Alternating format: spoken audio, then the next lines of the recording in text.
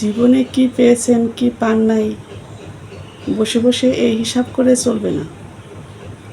নতুন করে জীবন শুরু করেন, চেষ্টাটা কন্টিনিউ রাখেন।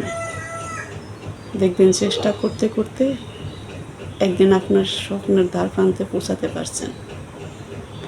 থেমে গেলে চলবে না, উঠে দাঁড়াতে হবে। পিছনে কি হয়েছে সব ভুলে যান। পিছনের ভাবনা নিয়ে কি পেলাম কি পেলাম না এগুলি বসে বসে টেনশন করলে হুদাই সময় নষ্ট। তাই সময় নষ্ট না করে চালিয়ে যান, চেষ্টা চালিয়ে যান, কষ্ট করতে থাকুন।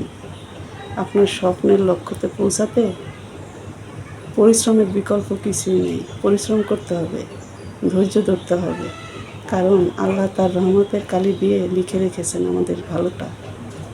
তিনি কখনো নিরাশ করেন না। অবশ্যই কষ্টের পরে সফলতা আসবেই। আল্লাহর উপর ভরসা রাখতে হবে। আমরা মাঝে মাঝে অধৈর্য হয়ে যাই, অধৈর্য হলে চলবে না।